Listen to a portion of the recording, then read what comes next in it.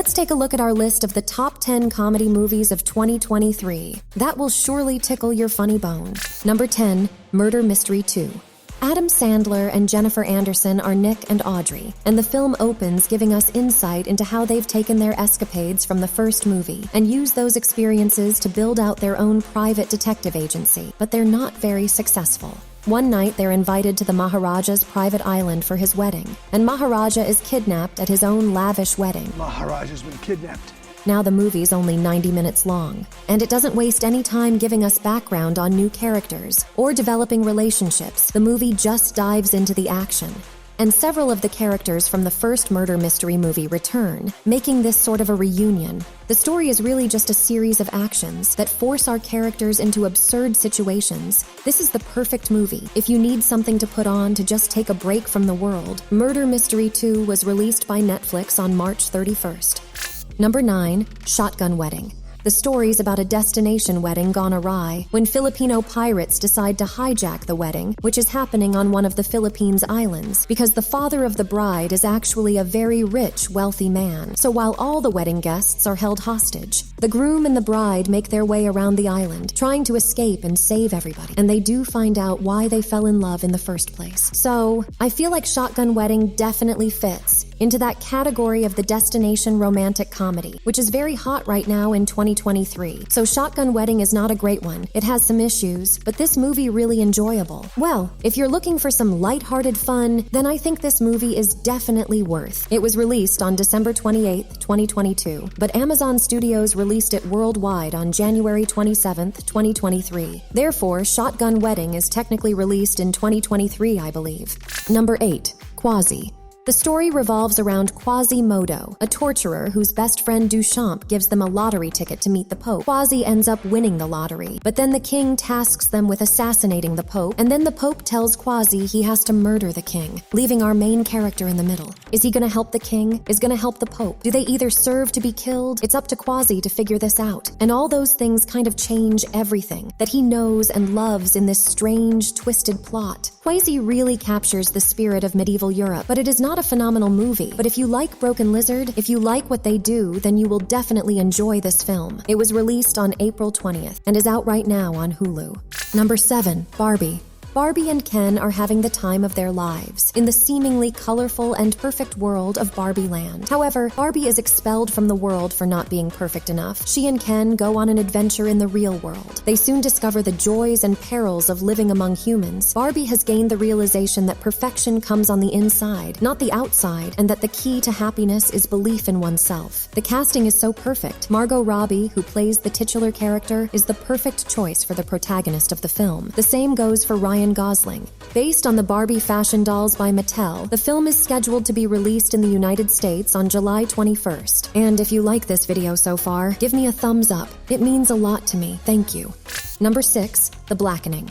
A group of friends reunites for a Juneteenth weekend getaway, only to find themselves trapped in a remote cabin with a twisted killer. So we watch a group of black friends call in to question each other standing. It's a cabin in the woods, so there's automatically this sense of isolation and loneliness. And also it doesn't waste any time in setting the mood either. This starts off with a bang, and then it eases us into the rest of the anxiety. Part of the premise for the story involves games, which the friends all went into the weekend just expecting to play. But at one point, the question of blackness comes up. The story does a great job of introducing story complications. Also, for the horror aspect, this focuses less on the gore and instead goes for those wince-inducing moments.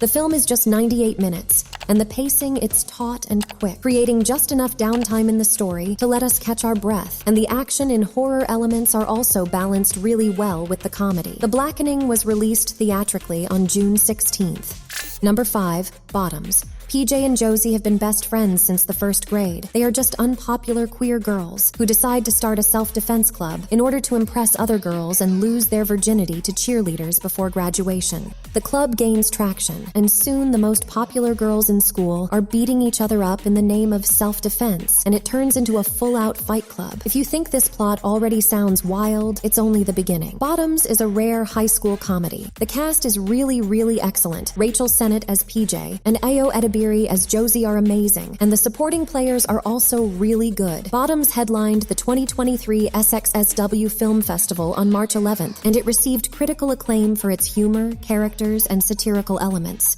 Number 4, Champions. A former minor league basketball coach is ordered by the court to manage a team of players with intellectual disabilities. He soon realizes that despite his doubts together, this team can go further than they ever imagined. It is an English-language remake of the 2018 Spanish film of the same name. Harrelson's character is flawed. He's never a terrible person, and he's not rude or condescending to the team members, but he's still able to show a level of frustration with the players from a coaching perspective. The filmmaking captures the basketball games really well, creating a sense of excitement and energy that picks up the pace of the story when these things are going on. There is enough to see the players in action and to get insights into each of their personalities, as well as watching growth take place within Harrelson. Champions was released in the United States on March 10th. So before we get into the top 3, if you have watched any of these movies, or in general you're interested in seeing the films, make sure to leave your thoughts down below. I try to read and reply to each and every one of the comments. Number 3,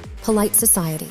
Rhea Khan believes she must save her older sister Lena from her impending marriage. After enlisting her friends' help, she attempts to pull off the most ambitious of all wedding heists in the name of independence and sisterhood. The younger sister of Lena dreams of being a stunt woman, and she's constantly practicing, but more importantly, she views her life through lens that making everything we watch feel a bit fantastical. She's certainly the hero of her story, wherein her older sister meets this rich dude and falls for him. When the wedding is imminent, Rhea is convinced that Lena is actually in danger from her new fiancé and his mom, so she catches this plan to rescue Lena from her own wedding. Priya Kansara plays Rio, and she absolutely great. She's very likable and has great presence and chemistry with her co-stars. Here are a lot of exciting action sequences that are created. Outside Arya and Lena, there are some other standout characters that help to make this an enjoyable and memorable story.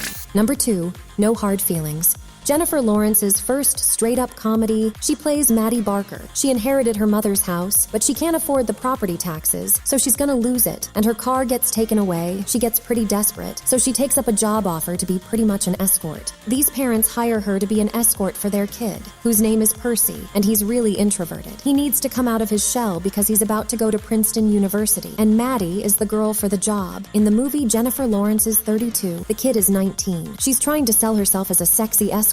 And then there's Andrew Barth Feldman. He is so inexperienced. He doesn't know what a Long Island iced tea is. He doesn't know how to read social cues. And Andrew Barth Feldman played that role very well. And the chemistry between the two was really good. And the acting in this movie from everyone is really realistic. No Hard Feelings was released in the United States on June 23rd.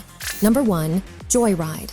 This movie basically follows Audrey and a group of her friends. They go over to Asia to help her with her business, and so she's actually born over in China, but she was adopted, and she doesn't really know Chinese, and so she just kind of needs her help translating. And her best friend Lolo comes with her. She meets her other friend over there, and Lolo's cousin Deadeye comes with them as well. It's extremely raunchy, but in the best way possible, making it absolutely hilarious and just a lot of fun to watch. We also have some serious lessons about where you come from, family, friendship, finding who your real family is, finding out your heritage, like being proud of your heritage. There's all that stuff as well. It's mostly funny, but it does have some really heartwarming, heartfelt lessons to be learned. This film is great, but it is not for children at all. Joyride had its world premiere on March 17th and is set to be released in the United States on July 7th. Well, this is it. Thanks for watching.